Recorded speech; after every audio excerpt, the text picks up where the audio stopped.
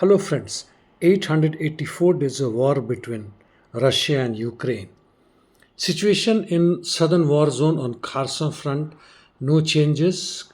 It continues to remain in similar conditions since last few months.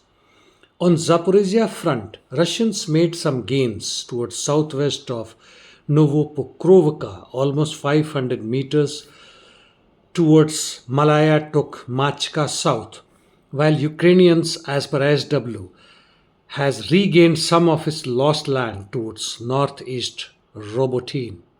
Rimivki salient, no changes. Coming to east, on Marinka front, Russians advanced southeast of Konstantinovka and finally entered inside this establishment. It also advanced 200 meters around Zorzivka in the west and 200 meters around Paraskovivka, that is in south. And as far as Krasnogorovka is concerned, some minor gains for the Russians. Avdiivka front, as per ISW, Russians have finally captured Nevelskoe, and even in the western part, Abim Ocheretin, Vovche. After capturing Vovche, they have further advanced and towards Ivanovka, which is 2 kilometers west of Progress. This gain towards Ivanovka outskirts is almost 2 to 300 meters, and they have also advanced towards outskirts of Ivezenovka. After having taken over Novoselivka first, they are expanding their area of operation and also around Lozovatsky, where they advanced 200 meters between Lozovatsky and Vovchansk. Towards southern part, Yasno Grodivka, they advanced 100 meters. Good gains for them all around Avdiivka front. On Toretsk Kupyansk front, Russians advanced almost 600 meters in Artyom direction and 200 meters in New York area. They also made gains almost 200 meters towards Alexandropol from south and east and another 100 meters towards Zalizny. Bakhmut Chasiv Yar 100 meters in north of Kalinivka, while no changes in eastern Chasiv Yar or in southern flanks of Bakhmut. North of Soledar, that is Seversk region, by and large, no changes, and similar situation in Serebryansky forestry. In northeast towards Kupyansk, 400 meters west of Peshane towards Kolisnivka has been achieved by the Russian army.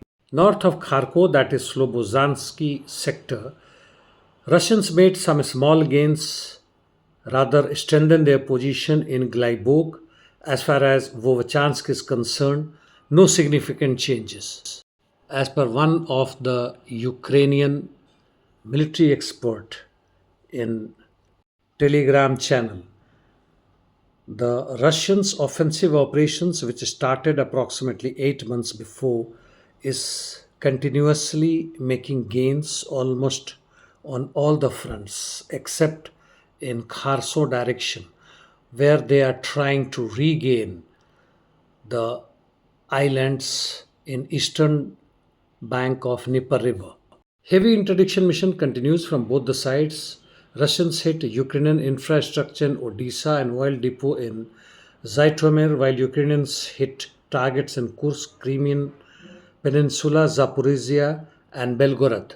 Palestine Israel Middle East, in North Gaza, IDF withdrew from southwest of Palestinian capital enclave as there was no progress in last 2 weeks and their own destruction was quite heavy.